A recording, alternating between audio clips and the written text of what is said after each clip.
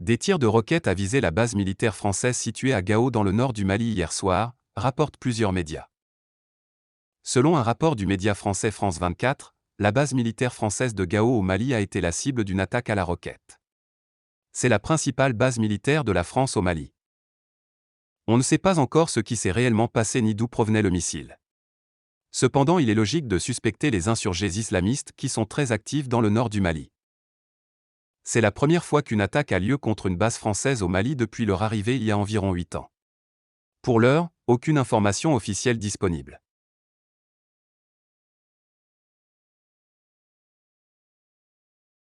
Des publications partagées des centaines de fois en Afrique de l'Ouest prétendent montrer un tweet de Florence Parly, la ministre française des Armées, annonçant que Paris a installé de nouvelles bases militaires dans le nord du Mali, sur la terre de la République de l'Azawad, SIC. Il s'agit d'un faux tweet. Le cabinet de la ministre des Armées dément avoir fait une telle annonce.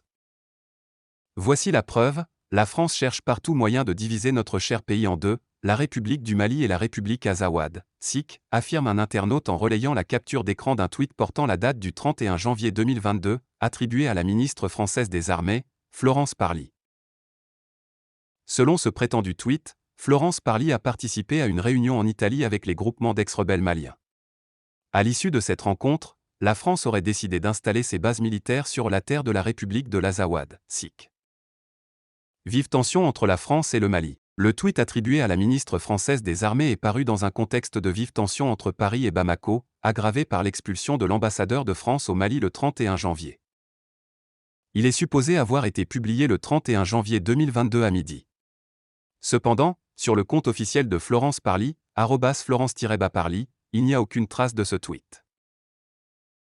Ce tweet n'a jamais été publié sur le compte Twitter de la ministre des Armées, c'est un montage et un fake. Par ailleurs, la ministre n'a jamais eu de réunion en Italie avec les groupes mentionnés sur ce montage, a déclaré à l'AFP le cabinet de la ministre des Armées contacté le 3 février 2022. L'Azawad, une république ?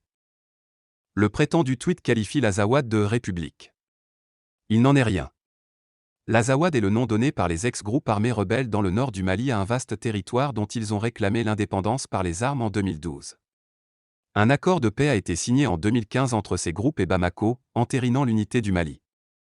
Sa mise en œuvre reste embryonnaire et sujet à tension. Il y a bien eu une réunion à Rome, en Italie, début février, mais entre des chefs des groupes armés de l'ex-rébellion malienne et des représentants de la junte au pouvoir à Bamako.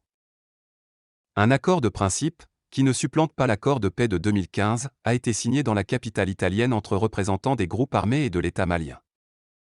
Des groupes combattus par la France. Selon ce tweet, la ministre aurait de plus rencontré les groupes djihadistes AQMI, Al-Qaïda au Maghreb islamique, MUJAO, Mouvement pour l'unicité et le djihad en Afrique de l'Ouest, en Sardine. Une rencontre plus qu'improbable, ces groupes djihadistes sont combattus par la France. Les groupes AQMI et en Sardine, acteurs de la guerre en 2012, se sont regroupés en 2017 au sein du groupe de soutien à l'islam et aux musulmans, GSIM, nébuleuse sahélo-saharienne d'Al-Qaïda dirigée par Iyad Arjé Ghali. Le GSIM opère dans le centre et le